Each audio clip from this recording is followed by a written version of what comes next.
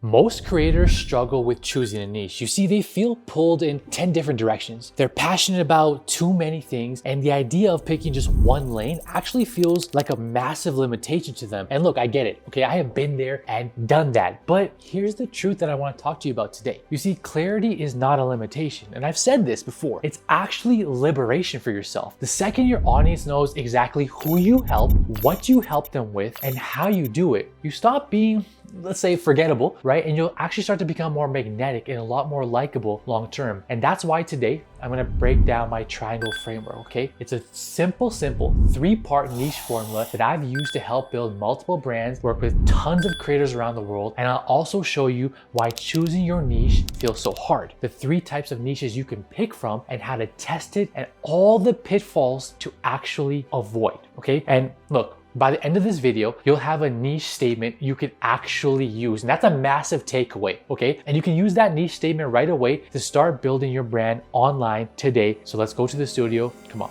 All right, class is in session. Welcome back to the studio. Let's dive right in and talk about why niching down feels so hard. And I want to talk to you guys about 3 different things. We got multiple passions I want to go over. I want to talk about FOMO, which is the fear of missing out. And I want to talk about the actual truth. Okay, so first of all, you have multiple passions. Now, most creators want to share everything, and that's normal. Even I wanted to do that. I still want to do that. You got fitness, you got food, you got fashion, you got business, you got makeup, whatever else in between. But what happens is all these passions can actually not force you, but you'll actually end up diluting your message, okay? Then we go into the FOMO, the fear of missing out. You see, people also think that picking one lane means that you have to miss out on all the others, but that's not the truth. See, in reality, as I said, clarity creates trust. And the last thing is the truth. Picking one niche is not about locking yourself into one little confined box forever. It's about giving your audience an entry point, a way to come into your content, to get to know you, to eventually follow you and trust you and build with you. So it's an entry point. Your niche is your start, not your prison. So when you start thinking like that's the first step, start figuring out, okay, how can we actually figure out what my niche is? So let's continue to break it down and go a little further now. On my personal side, of course, early on, I felt very pulled in hundreds of different directions, okay? I got in the lab, I got brand ballers, I got social house, I got my personal passion projects that I'm doing. So it definitely felt like too much. And then I worried like, do I have to pick one lane and abandon the others? Like, do I have to only focus on the lab or focus only on brand ballers? Or like, is there a way for me to encompass everything together? And if you actually go online right now, there's people saying many different things. So it's also very hard to kind of block out the noise, right?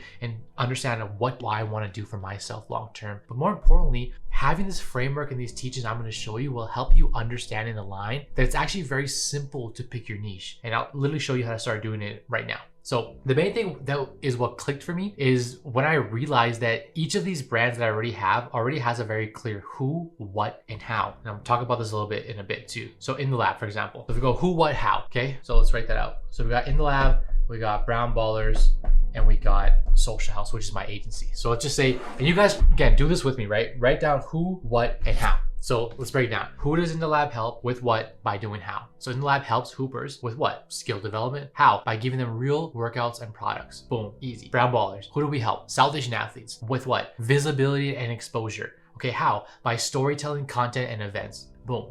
Social house. What does my agency do? Well, who do we help? We help founders with what? Growth. How do we help them? With content systems and paid ads. So I just gave you 3 really simple examples, and now you can also take that and apply that to whatever you're working on, whether it's your personal brand or your business, to again ensure that you understand the who, what, and how. But the main thing is when you start doing all this stuff and when I actually like really zoomed out, I realized that, you know, all of these can actually fit under one umbrella. Like there's definitely a way that I can make all of these fit under one umbrella, okay? And it's brand building. That's why I keep saying I want to help you build, monetize, and scale your brand. That's the simplest way to put it, okay? And that's literally my niche. So whether it's a basketball brand, a nonprofit, an agency, or now my personal brand or anything in between, it's all about how I build, monetize, and scale those things. And that's my brand. So now let's go into my core brand focus, okay? So we got personal and business brand growth. That's what I help people do. And I help these people build, monetize, and scale with execution frameworks. And it's not just self-improvement entrepreneurship. It's actually a unique mixture of both because I actually have the personal experience. So I'm not just telling stories, I'm sharing real life examples on how to do this. If you want to go even further, keep in mind I'm giving you guys the full framework now. We can follow this up after on how to do it for yourself, and I will have other resources for you to copy and do this for yourself in like a template form also. But now think about niches and sub niches. So what are my niches and my sub niches? For me, everything I'm doing is basically an intersection. So if I was to kind of write all this out, right? We have the personal branding side, okay? That's gonna be reputation, audience, and trust, showing people how to build a personal brand in public and make $1 million. Then we have the business branding, helping people do the same thing for their businesses, right? So I just said I want to help people build, monetize, and scale their personal brands or businesses. That's number 1 and 2. The second thing that ties me together is my execution and my systems, right? So execution plus my systems, which again, I've talked about in previous videos already. It could be my Shut Up and Execute book. It could be teaching you how to develop habits within 66 days. It could be the power of 100. It could be the power of doing execution sprints. All those things play into helping you build, monetize, and scale your brands. And the last thing, of course, is going to be content and then monetization, because these all again fall into the same umbrella. So if I was to draw my circle, this is what it is, because basically the last piece is I'm helping people turn their content and turn that into a revenue stream for them, right? So again, this is really random, but like if I write all 4 out, you have them all here: personal branding, business branding, execution and systems, content and monetization. You kind of like draw this circle around them, and they all just kind of like intersect between each other, and it works very cohesively as one, right? It's very clean. And this is unique because inside of my system, most people will stop at, hey, let's just build a personal brand and grow your following. But I'm going much further. I'm showing you how to grow, monetize, and scale through actual real systems. So to me, this is where my niche is. This is exactly what I'm focused on doing and building. I found a way to kind of bring it all together. All my passions, all my businesses, all my past prior experiences, knowledge, is now able to come together through storytelling, through personal branding, and this is my narrative that I'm creating for myself. The other thing that I want to kind of chat with you all about, it's actually like a very powerful thought, and I feel like people don't talk about it. Let me make sure I write this out nicely for you guys, because I get too excited. I started doing my chicken scratch and all that kind of stuff, but it's something called counter positioning. So counter positioning is actually very powerful. It can be very powerful if you use it correctly. Counter positioning is very simple. Think about positioning, think about the opposite, right? If I am making business content and you are making business content, and let's just say your business content is more so focused on, I'm going to show you how to make $100 million so you can have a Lamborghini and live in a mansion. Cool, that works for people. But on the flip side, my content is more so like, look, I'm going to show you how to make $1 million, and I'm going to show you all the raw, authentic, everything behind the scenes on how to actually get there with no flash, no glitz, and no glamour. So to me, and as you can imagine, there's a lot of people doing the opposite of what I just said. That's my counter positioning. My counter positioning is going against the norm and finding what works for me on how to counter position against the rest of the market. Okay, so again, gurus will always say, you know, they got their rented Lamborghinis, they're in the private jet photo shoots, but they're not really. So it's not really a thing. I'm going to counter position by showing the real behind the scenes value and no glitz and glamour. And if you have, let's say, other personal brand channels, their focus would be more so on, again, just helping you get followers. But my focus is now on monetization and scaling, not just giving you content tips to make good content. So again, counter positioning. If you look at more pure business channels, there's some channels out there that actually haven't built anything, but they're very knowledgeable so they can articulate themselves well. So they can teach you how to build a personal brand, but have they actually done that and monetized and scaled it in their own way? Where I'm coming in is I'm bringing my personal storytelling plus my lived experiences with hundreds of brands, working with top creators in the world, working with massive companies around the world, and bringing all those learnings, actually giving them to you. So again, counter positioning. That's just 3 examples of how I'm counter positioning myself against the rest of the market. And that's what I'm all, again, using to fuel my personal brand.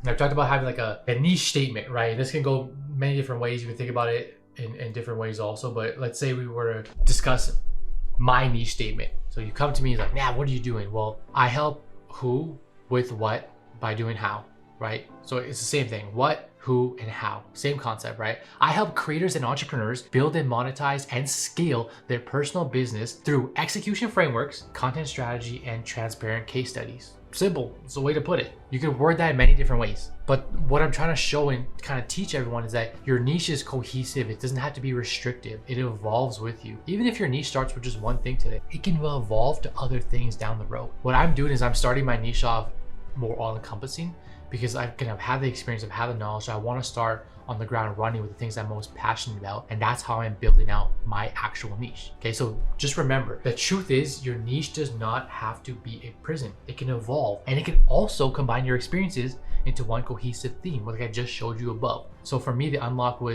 wasn't choosing between In the Lab and Brand Balls and Social House and my personal brand. It was realizing that I could actually tie everything together under one bigger mission that was still unified and very defined. Again, that's exactly what I'm doing because I'm going to show you all how to build, monetize, and scale your brands. Okay, so now let's talk about what a niche actually is, because I want you guys again to really understand this. A niche is not a narrow box. It's the overlap of three different things. It's what you know, what you care about, and what others want. So what you know is your skills. So what are you very skillful in? What you care about is your passions. And what others want is actually the demand of that content, okay? So the mistake that most people make and most creators will make is that they only focus on skills and passion. They're ignoring the demand completely. But if I go back here, anyone can talk about skills and passion, but the demand has to be there in order for you to build something that's sustainable and that can grow and that people actually want to know or learn or hear about. Don't skip that step. Do some research on that step. The framework I can present is market versus the hobby check. This is very, very, very, very important. You need to really understand this. Market versus hobby check. If there is no demand or search volume for the things you're trying to create or talk about or do or build, it's a hobby, not a niche. So you have to really think about that and how I said that. Go on TikTok, go on Instagram, go on YouTube, type in some titles, type in some things you want to create content on. See if people are searching for that type of thing. See if there's other creators making content for that. See how high the search volume is. Understand it better. Because then if you understand and define that, you know that you actually have a proven niche where people are really looking to learn or understand this topic or these conversations or these ideas or questions even better. Looked very, very niche. Silent basketball, okay, niche, I see the viral potential, but it solved a real pain point, which was noise. And that's a huge, huge win in the market because parents and kids both want that, whether you're in an apartment, whether you're doing something else. So like that's, again, an example of an actual product in real life doing that. And you can apply that to products, whether, again, you're here for your business or whether you're trying to do this for your personal brand. So now what I want to do is I want to talk about three different types of niches. So we have skill-based, identity-based, and story-based. Okay, so we want to see kind of where you fit under essentially. So for example, for skill-based is straightforward. What do you teach? Do you teach shooting mechanics? Do you teach how to edit videos? Do you teach cooking? Do you teach fitness? What's that thing that you're skill based on that you are teaching? Number two is identity based. Identity based is built around who you are or the community that you represent. So if you think about Brown Ballers, for example, South Asian identity in sports, that would be our identity. If you're doing a fitness channel for moms, that's your identity. If you want to do coding for teens, great. I want to teach the next generation of teens coming up how to code, build their own apps. Great.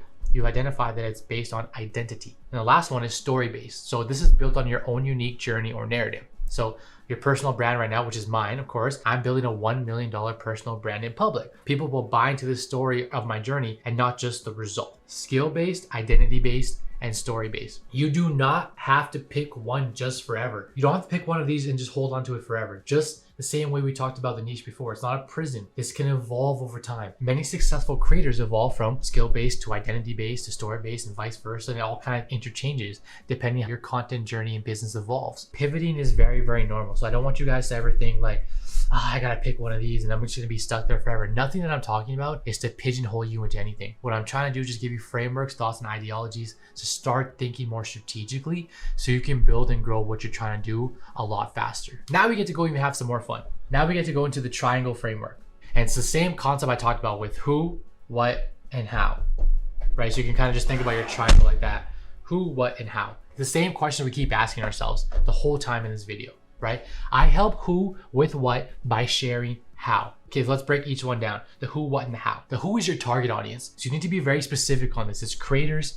Is it beginning creators? Is it posting 90 days? Are they brand new? Are they middle level creators? Have they been creating content for 10 years? Like, who is that specific audience that you want to target? Maybe it's moms that have 2 kids. I know like that's the target I want to accomplish, right? You got to figure out what that exact niche is. What is their problem? They don't know how to scale online. So I want to help them make their first $1 online. Okay, cool. So I'm helping them solve how to make money online. And then what's the how? Well, that's the method behind it. So by documenting my journey in public and sharing all my exact playbooks, I'm helping you do that. So the who, what, and the how. So that's what I want you to kind of think about how you can do it. I'll give you, again, a bunch more examples. So for in the lab, we help hoopers with skill development by sharing raw workouts and creative training products. Boom. Brown Ballers, we help South Asian athletes with visibility by telling their stories and hosting events. Easy. Social House, my agency, we help B2B founders with lead gen by creating video systems and running paid ads. And again, all these can interchange in 17 different ways. For my personal brand, to keep it simplified, I help creators with monetization by sharing my journey from $0 to $1 million.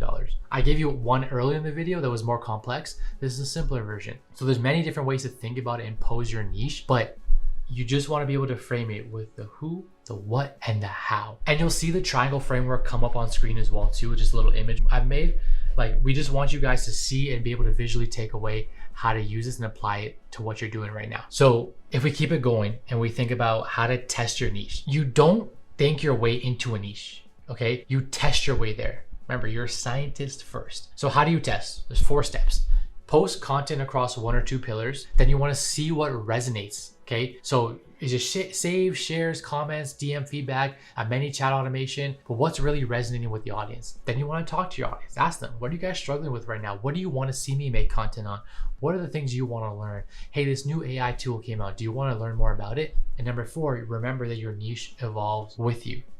All these testing, all these different things I'm talking about will help you, but understand over time, you'll get better at making content, you'll get better at storytelling, you'll have more on-camera presence, everything will change in a positive way. So you may want to evolve, whether it's the type of creator you are, the type of content you are, the niche, the sub-niches.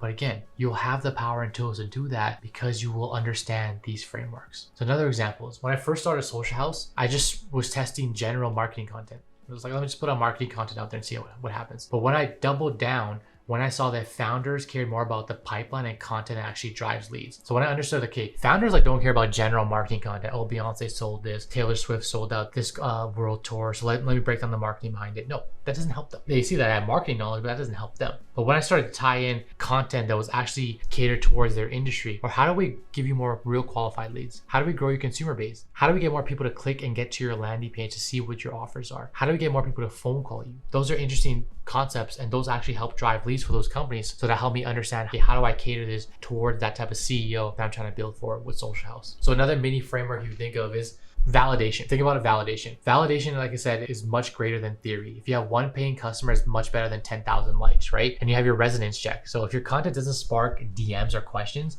then I feel like you haven't nailed the pain point. The hammer on the head, is that what it is? The hammer on the head when it comes to your audience understanding that type of content. So you really want to think about the resonance side as well. If you're creating content and people are engaging with you, then you know you have something going there.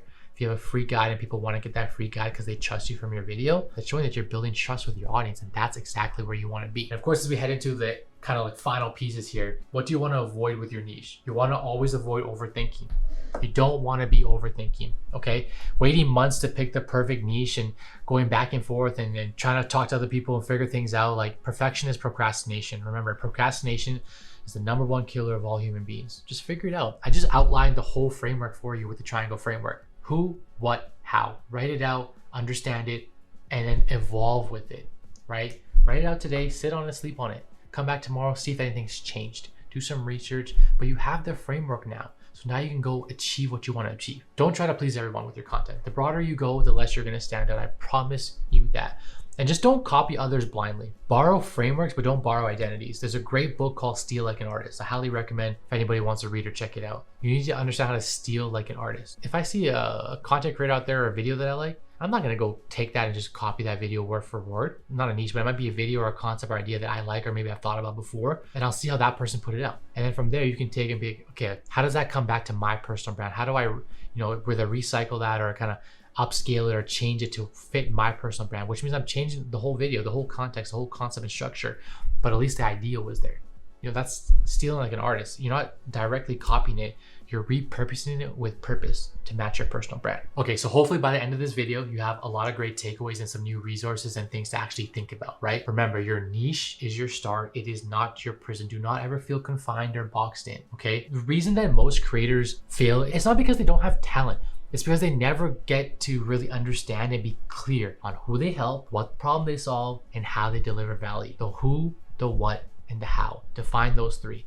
So here's your actionable step that I want you guys all to do. Write out your triangle today. Okay, post in the comments, I help who with what by how. And I'll personally give you feedback and we'll go back and forth on it to help you refine that further if you need.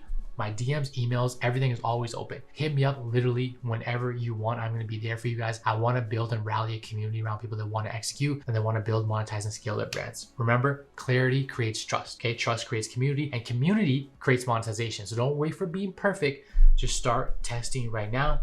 We'll see you on the next one.